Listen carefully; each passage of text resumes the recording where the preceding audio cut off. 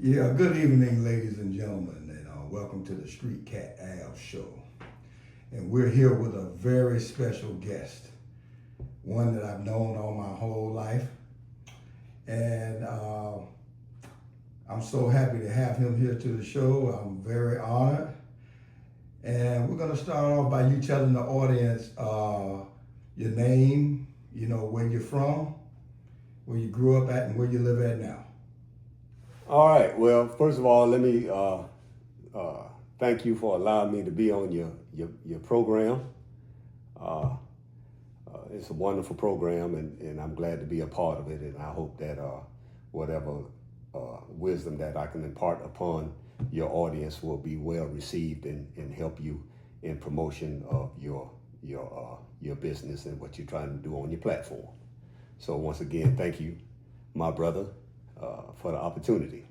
So yes, my name, government name, pardon me, is William Moses. That's my government name. However, I do have the attribute that they call me Brother Shabazz. The reason they call me Brother Shabazz is because I have studied under the teachings of the Most Honorable Mr. Elijah Muhammad, and that was the name that was attributed to me because of my understanding of the teachings. I'm from Florida, Daytona Beach, Florida, actually. Was born and raised there, and that's where I grew up. So I grew up typical, as any other brother. Came up hard, came up through the streets. I was fortunate to acquire my high school education. I graduated high school, and I went through a little bit of time through junior college. But over the course of time, the streets is where I got my major education from, my PhD from the streets. And so, as typical with the streets, you're going to have your ups and downs. So, of course, I went through the hardships of the streets, going through, various times of incarceration, which I'm not proud to say, but as Malcolm X says,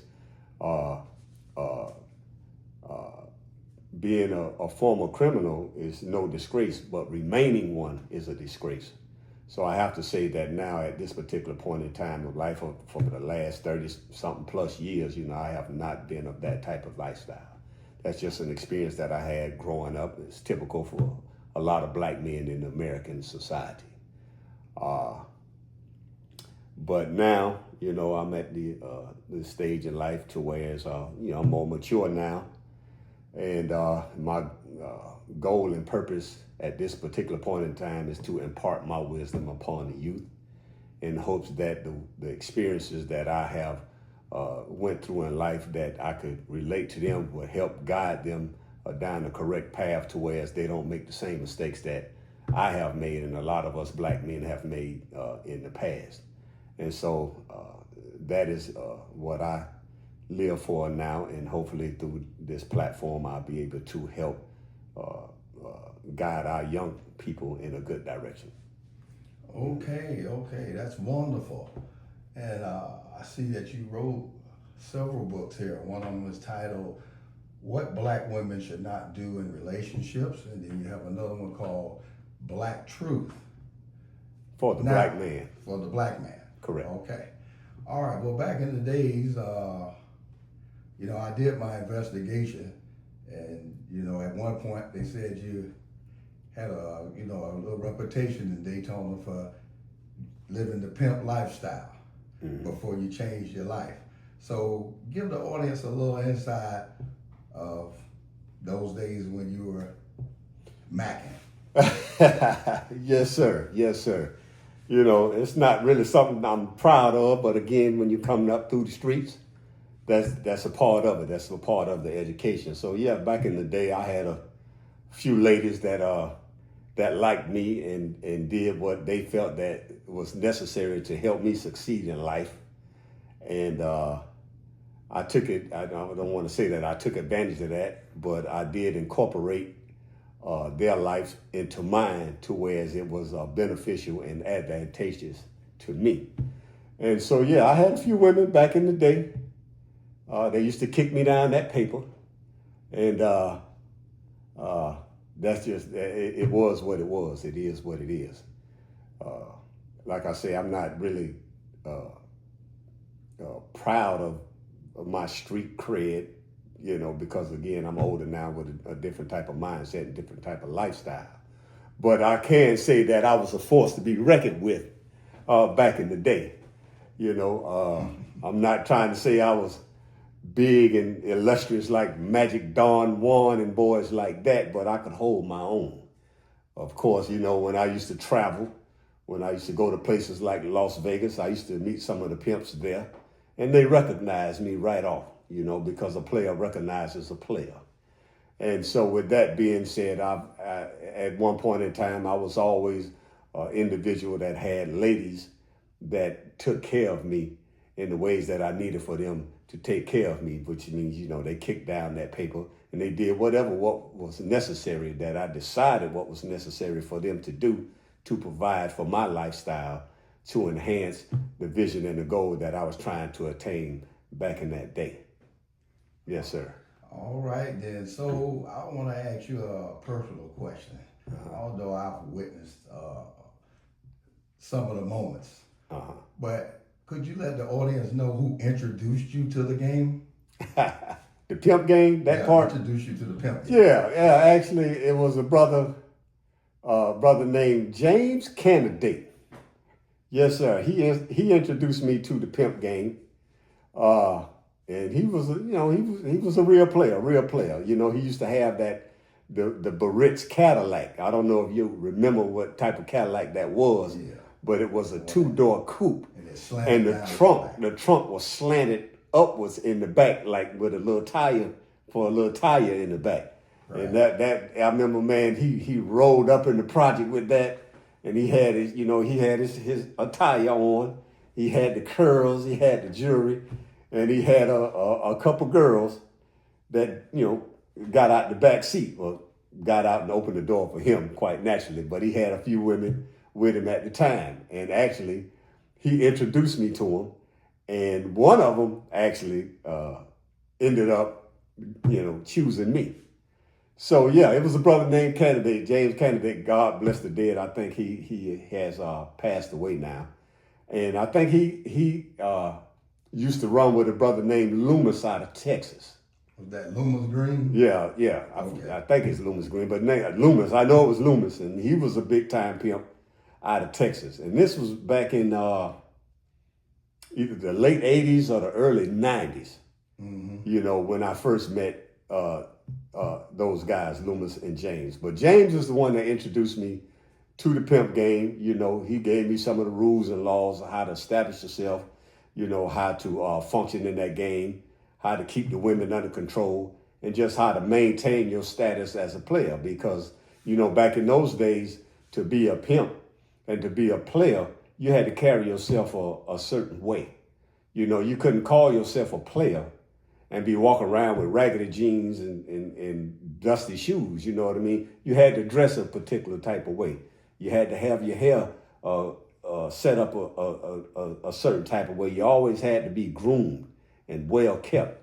And you could only eat certain types of foods, you know what I mean? And you only visited certain types of places, and you just had to carry yourself a certain type of way, because one of the reasons why is because, your women, your girls, they're looking at you.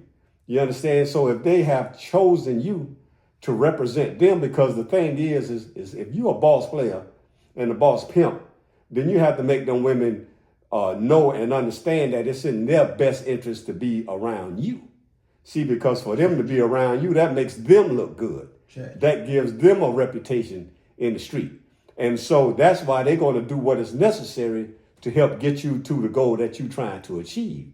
Now, once you run all this down on them and convince them that this is the life that they need to live and this is what they're supposed to do, then they're going to do everything which is necessary to make sure you reach your goal and the dream that you have presented to them. So if you are not upholding your end of the bargain, then that's when you go to losing your females. See, because then they see, oh, yeah, man, you are fake, you're a phony, you're a fraud, you're not a real player dedicated to the game. And then that's when you get your women taken by other dudes. You understand what I'm saying? Yeah, you get them knocked off, whatever the case may be. Right. And so it's important that you carry yourself in a certain way. Now, don't get it twisted. Just because you may see a player that has some ladies in the stable and he looking good, you know, a lot of the thugs, they think, oh, you just a pimp, man. You ain't really no hardcore, real street dude. And they're going to come at you and they're going to try you. And it's at these times that you have to assert yourself or let it be known that, look, man, I am a man. You understand what I'm saying? And then you have to showcase your manhood. So all that glamour and glitz that they see, they get put to the back. And then you have to deal with another man as you deal with another man. And unfortunately, in the street, sometimes that can lead to a result that's not conducive to living a long life. You know, but that's a part of the game. So, to sum it up, you know, that's type of lifestyle is very demanding, and you have to be dedicated. You can't come in a half-ass thinking, you know, just because you see something on TV or in the movies and you come into the game like that, you know, pretending you are what you are not, you know, because when you do that, then you're going to be exposed immediately as a fraud, and then you're going to get kicked out the game. So it's either in you or it's not. And fortunately for me, at that particular time in my young life, it was in me. It was just natural, you know what I mean? I wasn't no bad looking guy. I looked a whole lot better than I do now when I was younger, and the ladies just were attracted to me. And with all that being said, I was able to parlay their affection for me into a lifestyle that allowed me to live comfortably for quite some time. Okay. Now, what advice would you give to young players that is wanting to become a pimp? You know, give them the downside of the game. Well, it's a lot of downside to the game. For one thing, the number one downside to the, well, I won't say number one, but a major downside to the game is the health issue. See, a lot of players and pimps, they don't want to talk about this. They just like to talk about the women that they have and the money that they are getting from the services of these women. But what they don't like to talk about is the serious sexual health side that comes with that, because you're going to be going to the clinic on a regular basis. Now, don't get me wrong. If you're a good pimp up on your game, then you're going to make sure your women are a good, healthy product. You know what I mean? You're going to make sure they get those physicals. You're going to make sure they get those tests. You know, you're going to make sure they're not out there selling no rotten product. You understand what I'm saying? You understand me? And of course, you know, being that these are your women, from time to time, you have to sexually satisfy them, because that's one of the reasons why they're doing some of the things that they do for you, because they want to be satisfied physically, not just emotionally and mentally, but they want to be satisfied sexually by you, because you are the ultimate male for them. So, you know, you when you have these encounters with them, you don't want to be, like I say, dealing with no rotten product.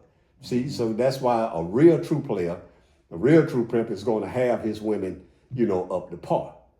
But however, you got guys that don't adhere to the strict code and policy of the health part of this game.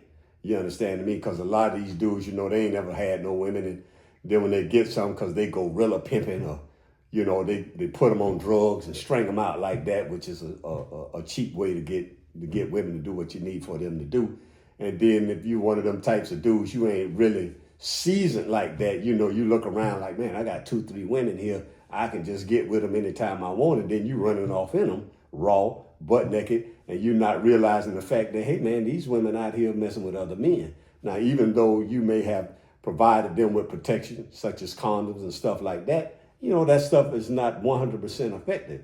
And the truth of the matter is, a lot of these women, they'll get raw dog, or the trick be like, hey, listen, man, I appreciate that, you know, but I'm gonna give you an extra $200-300 because I want to go up and you raw. You know what I mean? Like that. And then what the trick gonna do? She gonna go for that because she knows she got to be out there making that paper. Because if she don't make that paper, if she come back and see me without that paper, it's gonna be some severe consequences. So with all that being said, the likelihood of STDs and things of that nature is a part of that game. See what I'm saying? But a lot of people don't like to say that. So that would be the first thing that I would impart upon a young brother trying to get down into that lane.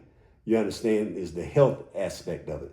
Because not only are you trying to make sure that you have a good, healthy product with your women, you have to look out for yourself.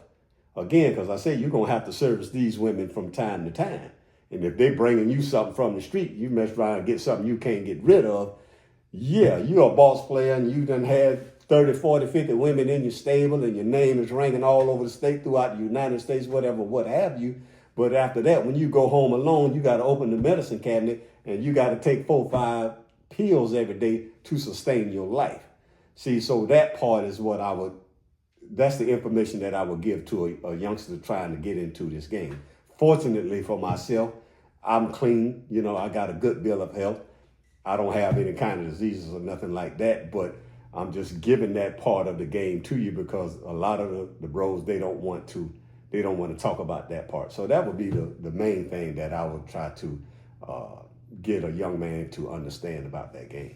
Oh, okay, because you spoke to me once before and told me you have to also be careful. If a woman or one of your girls get bitter, they may try to poison you. Put poison in your food and your drinks. Oh, man. Yeah. I mean, listen, man, you're going to get some females, they're going to be recalcitrant, hard-headed hoes, so to speak. Hard to manage, hard to control. A lot of women like that, the only way to really bring them under control back in that day and era, you have to gorilla them. You know what I mean? You have to lay the pimp hand down. You have to keep your gators on their neck. And any kind of deviation from the orders that you give them, you have to be on them severely with the punishment. You understand me? And that's just what you had to do for certain females. Now, you can't predict what type of woman is coming into your stable. She's just a woman. You know what I mean? And you have to deal with them, each one differently, because of their personality and who they are. And you have to get to their brain to be able to get them to see your vision and do what you need them to do, right? So some women, and like what you're talking about, you just have to be hard on them. See, and those type of women are the ones you really have to look out for, because they get out of control at some point in time. Now I can just, look, you done, get out my stable, and you gone. Okay, no problem. But you get some of them, which all of them to a degree, really, they love you. You understand what I'm saying? They are in love with you. So to them, you are their man, which you are. You're their man.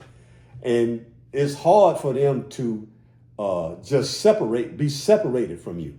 Because the hardest thing you can do to them is kick them away. Like, look, I don't need you. Going back to wherever you need to go, I'm going to be fine. I got other women that love me more than you. See what I'm saying? You ain't even worthy of being with me because you don't love me on the level that I need you to love me like the rest of these women are doing. But you want to be hard-headed and fall out of line. So I tell you what, you gone, kick them onto the curb. Now that hurts them more than a backhand to the face or a foot to the ass. You understand what I'm saying? But you get women like that, recalcitrant hoes, but they be in love with you and they just can't let you go. You understand what I'm saying? So yeah, I done had females poison me, almost killed me actually. At the moment that it was going on, I didn't realize that was what was happening. I thought it was something else. But in the end, come out the trick. The female was poisoning me, man, because her love for me, and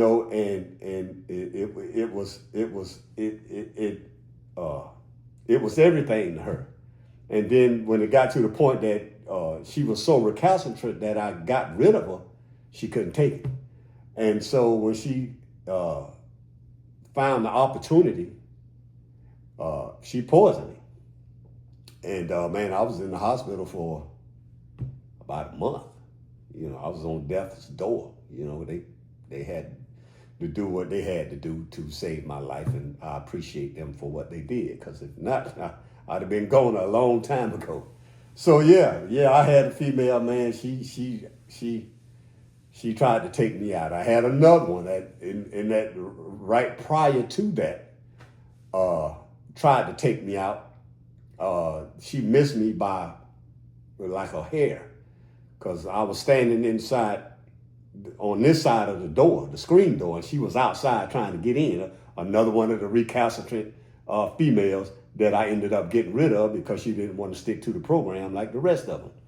And again, you know, because of her love for me, this, that, and the third, she couldn't take it. So some kind of way, she got me to the door to try to talk, to beg and plead, to plead her case for me to let her return to the stable. And so, you know, I entertained the thought, because I'm all about that paper. If you're going to make that paper, then I could use you. But when I got up to the screen door, she had a butcher knife, a butcher knife, and she had it hidden behind her. And so when I come up to the door, she was talking, and, you know, I'm talking, you know, and next thing I know, she raised up and pow, she come through that screen door with the butcher knife. And because I was young, I had good reflexes. And but when she came through the screen, you know, I kind of turned and leaned back, and I saw the butcher knife come right there, man. And she almost had me. So that's just two incidences, because I got many more I could talk about that. Some of the ladies tried to delete a brother. And it wasn't out of hatred. It was just out of their love for me that had gotten to such a degree to whereas all they thought about was me accepting them and keeping them around. And then when that didn't happen anymore, they just flipped out. Right. But that's in the game. That come with the territory. They are women, and they are emotional. All right. Yes, Church. All right. So, what was your name on the streets? What did they call you? Oh, they called me Pretty Boy. Pretty Boy, Billy Pretty Boy. Yeah, they called me Pretty Boy. Pretty Boy. Actually, they used to call me, you know, on the street, they used to call me Billy Boy. And then they used to call me Pretty Boy, Billy Boy. And that's, you know, that's real country or whatever. Then they, you know, just went to call me Pretty Boy Bill. Yeah. Right. Yeah, you know, because I got the green eyes, you know. Yeah. Yes, sir. To see you with. Yeah. The better to see you with. Yeah. I still have a few friends of mine that like to brag on you when you was pimping. Yeah. Derek George. Yeah. Restaurant called Get It While It's Hot. Uh-huh. And every time he see me, he say, "Boy, I remember when Billy Boy was pimping, boy, and he had Tony and all them." And he said, "He used to be talking about Billy Boy, my man." Yeah. Billy Boy, my man. Yeah. He said, "Boy, Billy Boy had them bitches wrapped around his hand." Yeah. You know what I'm saying? Around his motherfucking finger. Yeah. So anyway, how did you wind up serving time in prison? Slinging dope, you know. Of course, back in my day, which was again the late 80s and the 90s, early 90s, as I'm sure anybody from that area understands and is well aware, that was the crack epidemic era. And so everybody was getting in on it, and I got in on it because it was a gold mine and it was a moneymaker. And, you know, I had to go through my learning curve on that. Unfortunately, part of that learning curve was, you know, getting set up, you know, and doing a little time. So that's what I went to, as we call it, school. Back in the day, we don't say you went to prison, you went to school. And the reason we say that is because a lot of the brothers, you know, you go in there and you have time to reflect and find yourself, you know what I mean, and evolve. And then you come out of there a brand new man, different from the young, dumb thug you were when you went in there. And so that's why we call it school, because that's the best education you can get. You can't find that in college, you know, finding the knowledge of self. So anyway, that was a reason why I got incarcerated, amongst some aggravated assaults and aggravated batteries, kind of violent, but on the streets, when the time comes to do what you need to do, it is what it is. And that was, I did the majority of a stretch. I did a long stretch off of aggravated battery, attempted murder, shooting, throwing deadly missiles, all that type of stuff. And so, unfortunately for me, that took a lot of time out of my life. I'm not going to sit here and say how much time I did, but I did a long stretch. But again, back to the point, that's just a part of the street life. If you're in the streets, you live in the streets, that comes with it. And I was not excluded from that. Okay, all right. So, could you tell us about the children? Do you have any kids? Oh yeah. I have a couple some children, a couple daughters. It's kind of ironic, you know what I mean? Here I am having the women to live off of, so to speak, and then I end up with the daughters.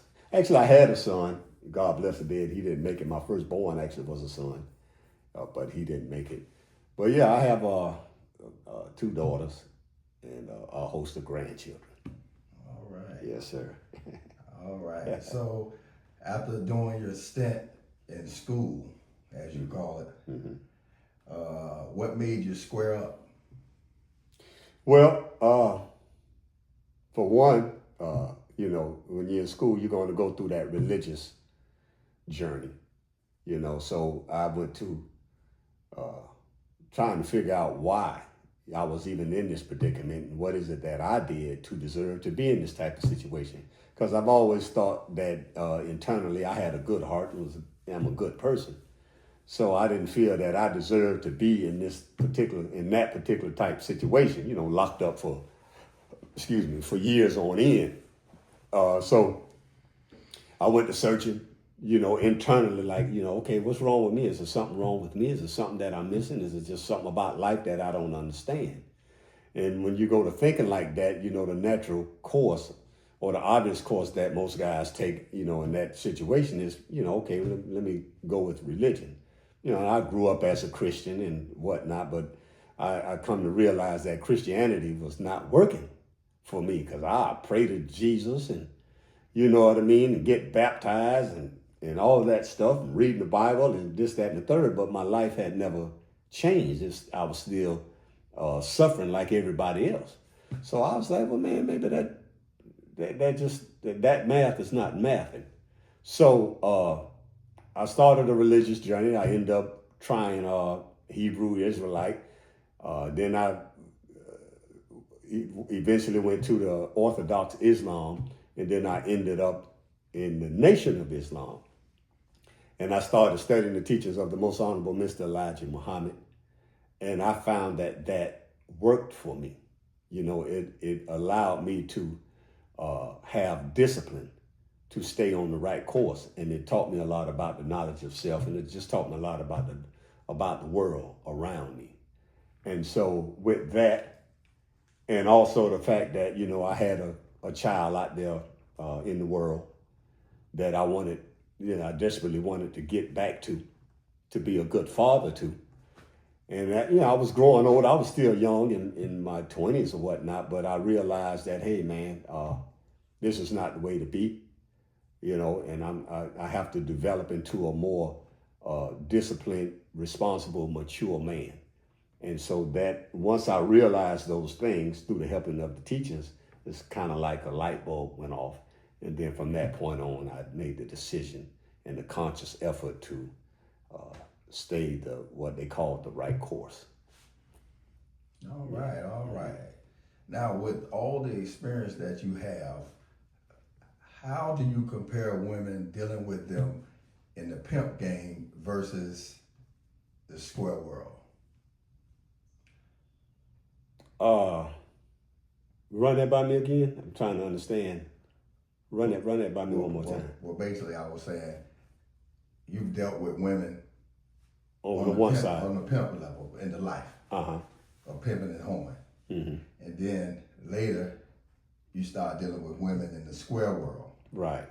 So tell me some of the differences and some of the similarities that the women that you deal with in the square world versus. Well, to be honest with you, it's really no difference in them because they're still emotional creatures. The thing is that I had to make an adjustment for me first because it was difficult for me to make that adjustment to relating to them in one fashion and then not trying to relate to them in a different fashion. You understand me? So I had to make an adjustment, which was a little difficult for me because I found myself reverting back to the mindset of pimp whole relationship. You know what I mean? But that could not parlay over 100% into a relationship deal. However, the similarity is you do, to a certain extent, utilize the same format. Because in a relationship, again, you're still dealing with a female, emotional creature. And a female, as we know, they're going to try you any opportunity that they get. You know, they're going to check to see what kind of man they're dealing with. They want to know if they're dealing with what's considered a real man or a sucker. You understand me? So when you are able to understand that, then when they come at you with deadly tricks and games to try to get you to cater to what they want you to do or be who they want you to be, you're able to see that. And once you're able to see that, then now that's when the principles kick in. You understand? And you can squash that. Because if you can't see it coming, women are crafty. You understand me? I mean, women are, man, they are some crafty individuals. And if you are not up on yourself as a man, they will twist you all around and have you living your life for them as opposed to living your life for yourself with them being allowed to be a part of your life. You understand me? So the similarities from the game into the regular relationship, that is where the similarity lie. Because you have to keep a woman in check. Now, that's not trying to say that I'm trying to just dominate a woman and you stand in, you don't move until I tell you, you don't speak till I tell you to speak. Well, no, I'm not pimping you like that. You understand me? But in the dynamic of a relationship, you have to realize that we are dealing with two separate species. You're dealing with the male species and you're dealing with the female species. And they were made different. Just point blank, plain and simple. I didn't do it. You can ask God about that if you want to go that route. The male species is different from the female species. The male species is a penetrator. You understand? A leader. The female species is a receiver and a nurturer. So when it comes down to relationships, the woman doesn't need to try to act like the man because that don't work. And the man don't need to be influenced and tricked and to start acting like a woman. See, because the shit today is reversed. Exactly. You understand me? We got our young men out here, our young boys out here acting like women. And we got our young girls and women out here acting like men. So the thing is, well, where does that come from? It's got to come from somewhere. The shit don't just fall out of the sky. And a lot of that, we can go into it because that's a long history about what the government did to separate the families through drugs and through welfare and all of this, that, and the third. But what it comes down to nowadays is that the absence or the attempted elimination of family is what has caused this problem. You understand me? Because most of us, me, myself included, and a lot of other people that I knew grew up in a single family household. And that single family household usually consists of what? Parent, the mother, right? Exactly. So now we're going to give credit to our women. They are capable of raising us up as from a youth. That's the law of nature. Even out there in nature, when the animal has the babies, who take care of the babies? The mother. And they follow the mother around and they learn what they need to learn. However, in nature, once that baby, particularly a male, becomes an adult, he separates from the mother. And the mother can no longer tell him what to do, right? Because he is a male species and he has to live the male life, right? But in our community, right, there is a low percentage of separation of the child, particularly the male child, from the female mother. Because we have people, as I'm sure you're well aware of, they in 40s and 50s still living with their mama. But the point that I'm making is because of the attempted destruction of the family, particularly the black family, and we only have these single parent households, the children are being raised predominantly by the woman. Now that's okay for a girl because she needs to learn how to grow into being a woman. But when it comes to you and I, the black male, okay, we need to learn what it is to become a man, right? Exactly. The mama can teach us things, as we young coming up. But as I mentioned earlier, once we get to a certain level, we have to break off on our own and be a male, not no female, and with no female characteristics. Now, who is there to teach us how to be a actual man in this world? Only a man can teach a boy, how to be a man. You understand me? So when that man is absent in the household, then now we have young boys growing up with the characteristics of women. They're emotional. They're indecisive. You understand what I'm saying? They're reactive. That's not the character and qualities and traits of a real man. A real man is a thinker. You understand me? So when he is faced with adversities and difficulties in life or the vicissitudes of life, a man is going to take the time to stop and think, okay, well, what's the problem? Why is this a problem? What can I do to fix and correct this problem? This is what I need to do and fix and correct this problem. Let me go down that path to correct the problem and put myself in a better situation. To whereas a woman, when trials and tribulations come to them and conflicts and whatnot, they get emotional. Oh God, I can't, And crash out. And they crash out. And we look at our young men today. They do the same thing. They crash out. You understand me? As I think we were talking about earlier, a dude and his old lady got into an argument. The lady said something to the dude. He got mad, took the baby out of the car, put the baby in front of the car, ran the baby over. That's not thinking like a man. That's being emotional like a woman, reacting like a woman. You understand what I'm saying? So this is the problem that we have in the black society or the black culture, so-called culture of today, is that we do not have the traditional family of black man, black woman, black child, with the male being there in particular to raise the young boy into a man. And that's a real problem that we have today. And it's incumbent actually upon men like you and myself and other men who have this type of knowledge to be able to impart that to the young men who want to listen. And hopefully any woman that is listening to this interview that we're having right now understand where we're coming from. We're not here to try to dominate you. We're not here to try to treat you like a slave or a puppet. You understand me?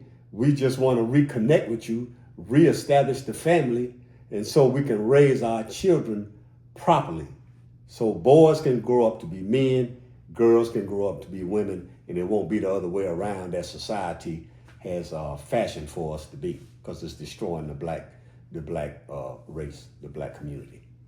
Well said, Brother Moses. Mm-hmm. With all that being said, could you let the audience know about your books? Oh, yes, sir. Yes, sir. Actually, let me talk about this one first. This is called Black Truth for the Black Man. And what this is a book that's dedicated to helping our young black men find themselves. As I spoke of all the trials and tribulations that we go through as youth trying to grow into an adulthood, it's particularly difficult for the black men. Not to say that it's not difficult for the black woman, but I'm speaking for black men because I am a black man. and we need to have a guidance to help us grow into the position of positive black male to where we can help ourselves in our community. And this book is geared towards that. My second book is What Black Women Should Not Do in Relationships, and it's a manual for correction and guidance, and it's information for control and peaceful solutions to the gender war, because we do have a war going on between the black man and the black woman, and we need to be able to solve that if we want to continue on as a race of people in a civilized society. So these are the two books that I have. You're welcome to purchase them, and we'll give you the information at the end of this interview how you can attain those books. And we have one last thing here, which is a governmental aspect that we have developed called unionism. And what unionism is a way of life, a way of life for us, as opposed to capitalism, communism, socialism, and fascism. It's a program that's designed to rebuild the black family and the black community.